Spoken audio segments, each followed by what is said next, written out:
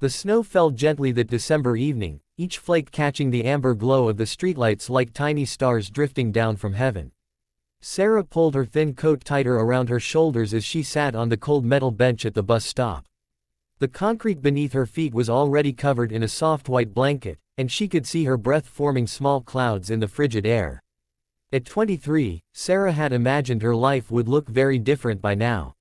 She had pictured herself in a warm apartment, maybe with a steady job and people who cared about her. Instead, she found herself here, waiting for the last bus of the night, hoping the driver would let her ride the route until morning when the shelter would open again. Her stomach growled softly, reminding her that the apple she had found behind the grocery store that morning was the only thing she had eaten all day. She pressed her hand against her belly, trying to quiet the hunger pangs. The bus would be here soon, she told herself. Just a little longer, and she would have somewhere warm to sit, even if it was only for a few hours. The sound of small footsteps crunching through the snow made her look up. A little girl was walking toward her, bundled in a bright red winter coat that looked expensive and warm. The child couldn't have been more than 5 or 6 years old, with golden curls peeking out from under her knitted hat. But what struck Sarah most was that the little girl was alone. Sarah glanced around, expecting to see a parent or guardian nearby, but the street was empty except for the two of them. The snow continued to fall steadily, and the child's cheeks were pink with cold. "Hi," the little girl said, stopping directly in front of Sarah's bench. Her voice was clear and confident, not at all what Sarah would have expected from such a young child walking alone in the snow. "Hello, sweetheart," Sarah replied gently, sitting up straighter. "Are you okay? Where are your parents?" The little girl tilted her head, studying Sarah with curious blue eyes. "My name is Emma," she said. "What's your name?" "I'm Sarah." She looked around again, growing more concerned. "Emma, honey, where is your family? It's very cold out here." Emma stepped closer to the bench, seemingly unbothered by the falling snow collecting on her hat and shoulders. "I saw you sitting here," she said. "You look sad and cold." Sarah's heart clenched. Even in her own desperate situation, she couldn't help but worry about this child. "I'm fine, sweetheart. But you shouldn't be out here alone. Let's find your mommy or daddy, okay?" "I don't have a mommy or daddy," Emma said matter-of-factly. "Well, I do, but they're not here anymore." The words hit Sarah like a punch to the chest. She had been so focused on her own problems that she hadn't considered that this little girl might be in a situation similar to her own. Sarah scooted over on the bench, making room. "Would you like to sit with me while we figure this out?" Sarah asked softly. Emma climbed up onto the bench, her small legs swinging as she settled next to Sarah.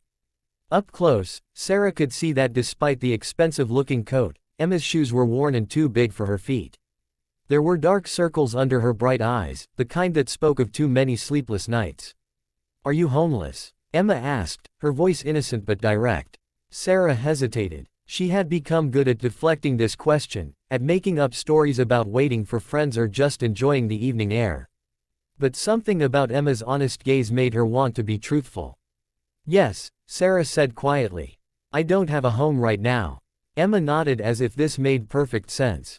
"I live with Mrs. Patterson, but she's not really my family. She has lots of kids, and sometimes she forgets about me. I walked here because I wanted to find someone who might understand." Sarah's heart broke a little more. She recognized the look in Emma's eyes now, the same loneliness and searching that she saw in her own reflection in store windows. This child was just as lost as she was, despite having a roof over her head. "Mrs. Patterson must be worried about you," Sarah said.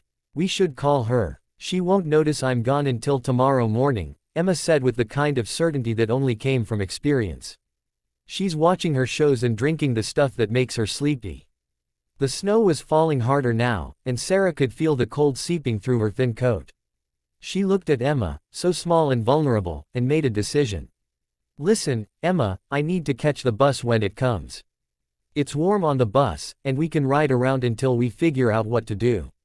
Would you like to come with me?" Emma's face lit up with the first real smile Sarah had seen from her. "Yes, please." They sat together in comfortable silence for a while, watching the snow transform the familiar street into something magical and new. The streetlights created pools of golden light, and the world felt hushed and peaceful despite their circumstances. Sarah, Emma said eventually. Yes, honey. You're very pretty, even when you're sad. Sarah felt tears prick at her eyes. When was the last time someone had said something kind to her? She couldn't remember. Thank you, Emma. You're very beautiful too. Sarah, Emma said again. What is it, sweetheart? Emma was quiet for a long moment, as if gathering courage for something important. Finally, she turned to face Sarah directly, her blue eyes serious and hopeful. You need a home, Emma said slowly, and I need a mommy. The words hung in the cold air between them, simple and profound. Sarah felt something shift in her chest, a warmth that had nothing to do with the temperature. Emma, Sarah said softly, I would love to take care of you, but I don't have anywhere to take you. I don't even have a place for myself.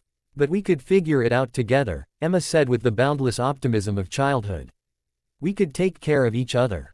Sarah looked at this brave little girl, sitting beside her in the snow, and realized that Emma was offering her something she had been searching for without even knowing it. Not just companionship, but purpose.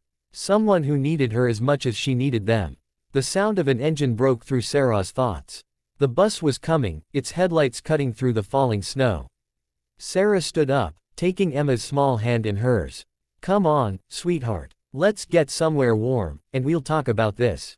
As they climbed onto the bus, the driver, a kind-faced woman with graying hair, looked at them with concern. Everything okay, ladies? She asked. We're figuring it out, Sarah said, dropping change into the fare box. They found seats near the back, and Emma curled up next to Sarah, her head resting against Sarah's arm. The warmth of the bus felt like a blessing, and Sarah allowed herself to relax for the first time all day. Sarah, Emma whispered. Yes, I think maybe we were supposed to find each other. Sarah looked down at Emma's trusting face and felt something she hadn't experienced in years, hope. Real, genuine hope for the future. Maybe we were, honey. Maybe we were. As the bus rolled through the snowy streets, Sarah began to think about possibilities she had never considered before. She thought about the social worker who had been kind to her at the shelter, about the programs she had heard mentioned but never explored. She thought about Emma's foster mother, who might be relieved to have one less child to worry about. She thought about second chances and new beginnings. The next morning, Sarah sat in a bright office across from Mrs. Rodriguez, a social worker with kind eyes and a warm smile.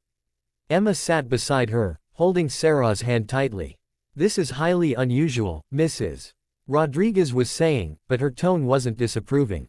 But given Emma's attachment to you, and your obvious care for her, we might be able to work something out. Sarah squeezed Emma's hand. I know I don't have much to offer right now, but I have love. I have so much love to give. That's the most important thing, Mrs. Rodriguez said. We have programs to help young mothers get back on their feet. Housing assistance, job training, childcare support. If you're serious about this, Sarah, we can help you build a stable home for Emma. Sarah looked at Emma, who was beaming with joy, and then back at Mrs. Rodriguez. I'm serious, Sarah said. I want to be her mom. 6 months later, Sarah unlocked the door to their small but cozy apartment. It wasn't much, just a one-bedroom with a pull-out couch and a tiny kitchen, but it was theirs. Emma raced inside, dropping her backpack by the door and heading straight for the refrigerator, where her latest artwork was displayed with pride. Sarah, look, Emma called out, pointing to a drawing of two stick figures holding hands.